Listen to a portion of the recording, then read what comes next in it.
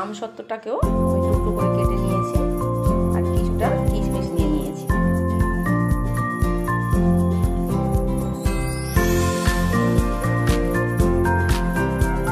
টমেটোগুলোকে আমি এরকম টুকরো করে কেটে নিয়েছি। এবার আমি এগুলোকে মিক্সিতে বেটে দেব। অনেকটা টমেটো একবারে হবে না, 2বার কি 3বার যতটা লাগবে অল্প অল্প করে নিয়ে টমেটোগুলোকে খুব ভালোভাবে বেটে নেব। এই যে টমেটোটা আমি এরকমভাবে বেটে নিয়েছি।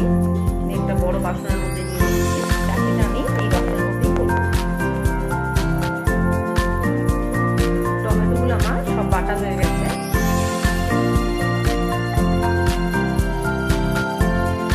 একটা বাটিতে আমি তেঁতুল নিয়েছি, এটাকে আমি একটু জল দিয়ে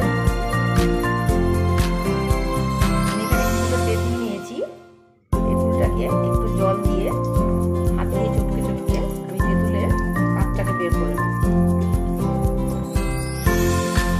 তেঁতুলটাকে ভালোভাবে সময় ধরে চটকে নিলে তেঁতুলের পালটা বেরিয়ে আসবে। এটাকে আমি আরেকটা বাটির মধ্যে ছাঁকনিতে ছেঁকে নিচ্ছি।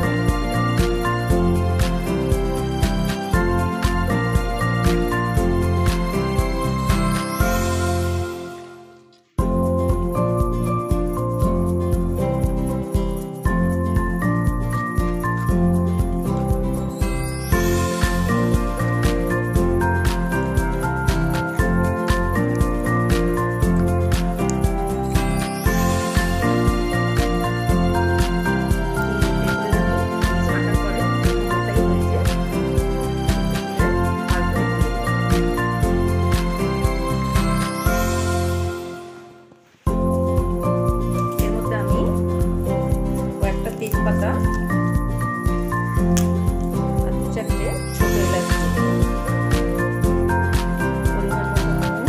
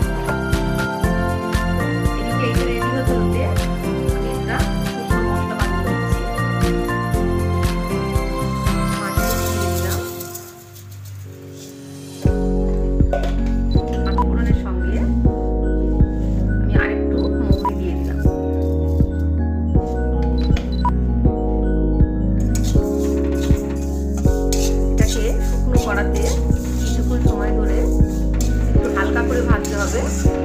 বেশি কিন্তু পুড়িয়ে ভাজার দরকার নেই। একটা সুন্দর গন্ধ বেরোলে এটাকে আমি নামিয়ে নেব ঠান্ডা করে, তারপরে মিক্সিতে ভালোভাবে গুঁড়ো করে নেব। মশলাটা হালকা রং চেঞ্জ হয়ে গেছে, সুন্দর গন্ধ বেরোচ্ছে। এই সময় আমি গ্যাসটাকে অফ করে দিলাম।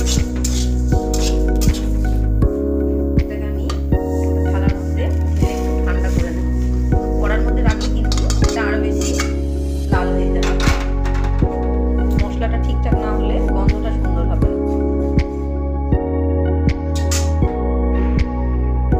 যতক্ষণ না টমেটোর কাঁচা গন্ধ যায় সময় ধরে টমেটোটাকে ভালো করে রান্না করে নিতে হবে।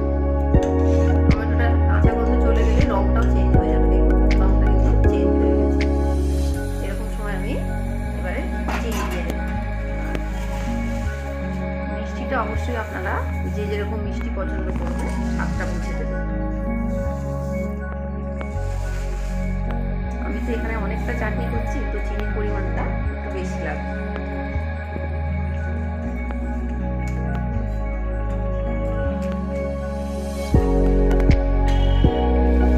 চিনি দেওয়ার পরে আমি খেজুরগুলো দিয়ে দিলাম।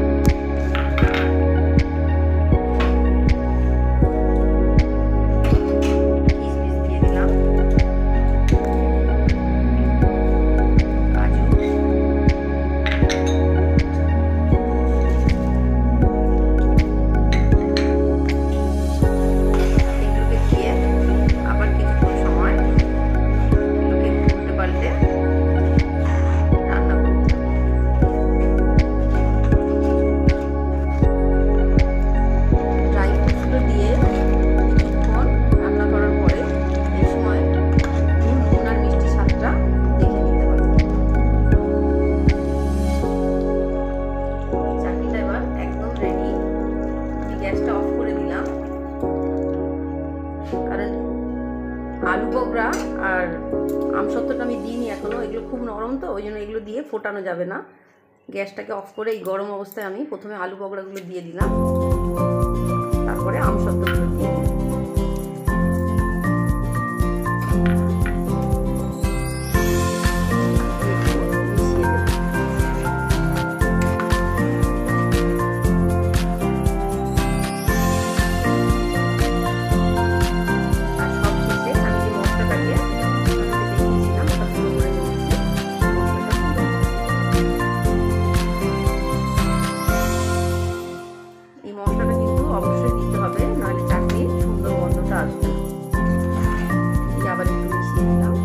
ঠান্ডা হলে এটা আরো বসে যাবে, আর চাটনি কিন্তু অবশ্যই ঠান্ডা করে খেতে হয়, ঠান্ডা করে খেলে তবেই কিন্তু খেতে বেশি ভালো লাগে। আর আমার চাটনিটা অনেকটাই মোটা হয়েছে, যদি আপনাদের মনে হয় পাতলা হচ্ছে, অল্প একটু ময়দা বা কর্নফ্লাওয়ার আমরা দিতে লাগেনি, তাই আজকে দিলাম না, কারণ অনেকটা মোটা হয়ে গেছে, টমেটো অনেকটা দিয়েছিলাম তো। যদি আপনাদের পাতলা লাগে তাহলে অল্প একটু আপনারা একটু জলের মধ্যে